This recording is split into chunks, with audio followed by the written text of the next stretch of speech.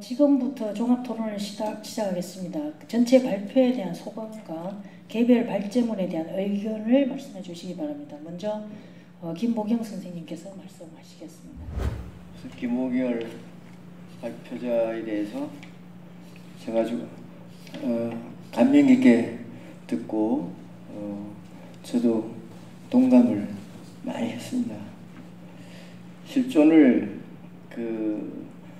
자각하는 하나의 시간으로서 권정호 화백의 작품 세계를 하나로 뭉뚱그려 봤습니다.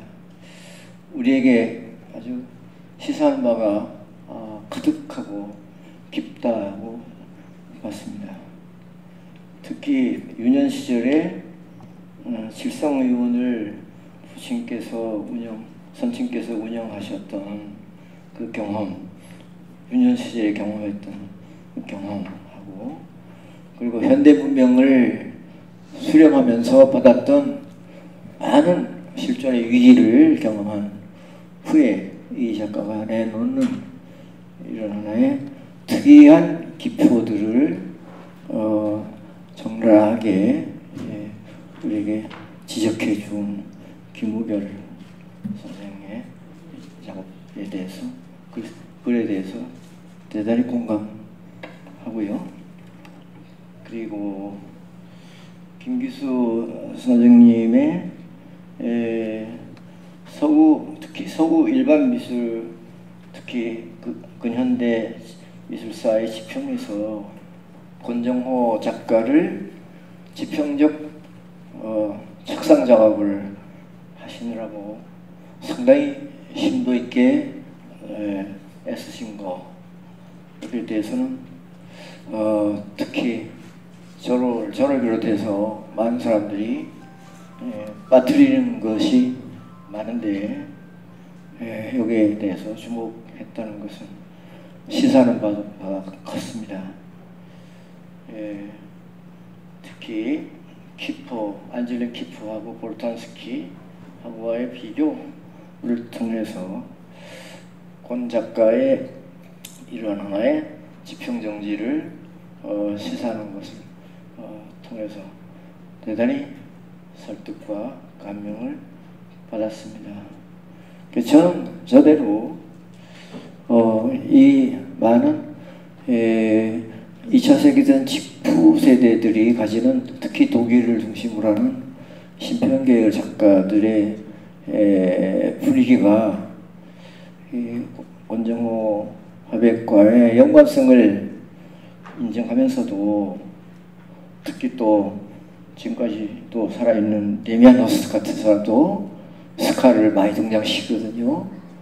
그러니까 이런 신편주의 또는 후기팝적인 요소가 이 작가와 어떠한 연관성을 갖고 있느냐, 이 문제는 우리가 밤새도록 토론해야 될지 모르고, 그것이 해소되지 않는 한은 우리가 세계 현대 미술에 어떻게 참가할 수 있느냐 하는 문제는 아마 미스터리로 남아있을 겁니다.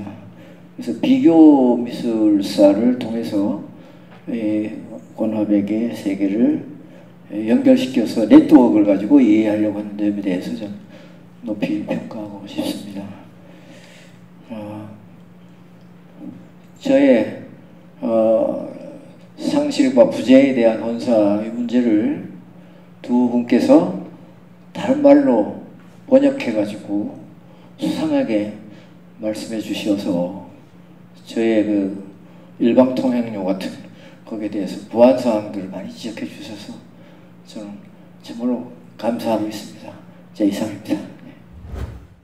저는 두 분을 묶어서 설명을 하는 게 좋을 것 같습니다. 그 이유는 이 권정호 선생님의 작품 주제가 워낙 이 죽음이나 트라우마가 지배하고 있기 때문에 거기에 대한 유사나 약간 다른 그런 결로서 접근을 하고 계시죠. 한쪽은 김원일 선생님께서는 실존주의, 김호경 선생님께서는 프로이드 락강에서는 심풍스학적 유행했던 그런 접근 방식을 보여주시는데 그 당연히 이론적으로 타당한 근거를 제시하셨고 거기에 대해서 죽음의 다양한 층위 이런 것들을 잘 드러내 주시다고 저는 파악하고 있습니다. 특히 그 시대사적인 맥락에서 2차 세계대전이라는 건 하나의 공통분모가 될 것 같습니다.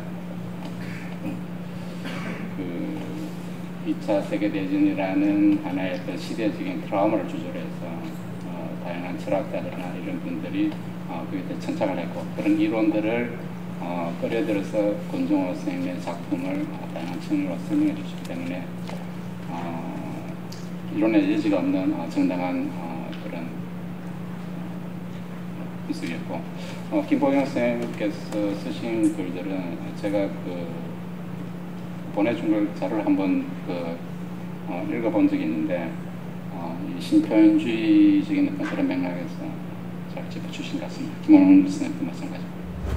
선생님 같은 경우에 워낙 한국의 1960, 70년대의 어떤 이론적인 어떤 글들을 많이 쓰셨습니다. 이렇게 여러 책들도 많이 읽었고요. 이번에도 뭐 특별히 또 읽게 몇 글을 읽었는데 뭐 ST 같은 경우 발족할 때 머릿말 선언도 같이 하시면서 글도 쓰신 걸로 알고 있습니다.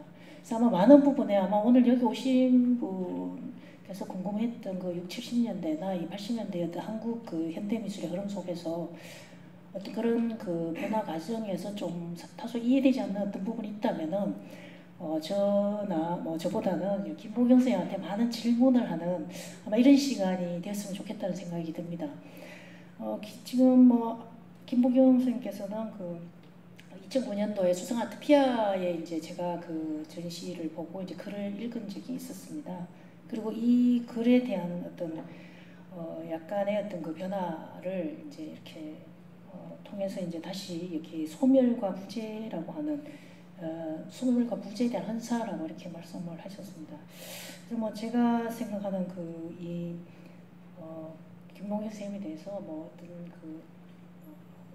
제 개인적인 견해를 얘기를 한다기보다 제가 질문을 드리고 싶은 게 오히려 뭐 코멘트를 제가 하기보다는요.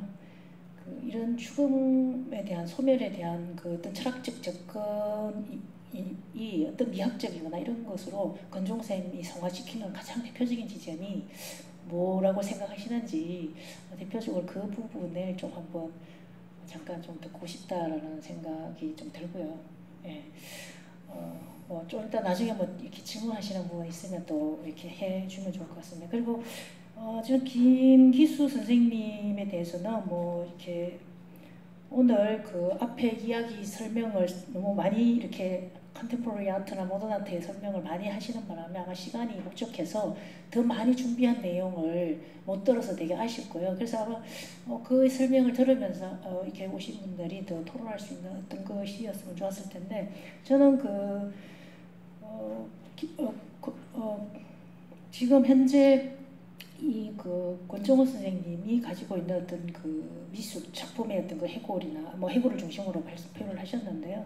해골이 한국의 현대 미술 사적인 흐름 속에서 어떤 위상을 차지하고 있는지에 대해서 아마 조금 구체적으로 얘기를 좀 해주셨으면 좋을 것 같고요. 그리고 오늘 발표에서 권정호 선생님의 작품을 안젤린 키프나 크리스티앙 볼탕스키하고 비교했는 부분에 있어서 이 글을 읽어보니까 키프보다는 볼탕스키에 훨씬 더 이렇게 가깝다 이런 얘기를 하셨는데요. 저는 제가 프랑스에 있을 때 볼탕스키 전시도 봤었고요. 제가 안젤린 키프 전시는 제가 작년에 파리에서 대대적으로 했던 전시가 있었습니다. 그때도 제가 봤었거든요. 실제로 작품의 어떤 거대한 어떤 스케일이라든가 물성 뭐 이런 키프 같은 경우에는 정말 이렇게 상상을 초월하는 어떤 그런 물성과 그런 느낌들을 제가 받았습니다. 그리고 여러 번 키프 전시는 여러 번 봤었는데요.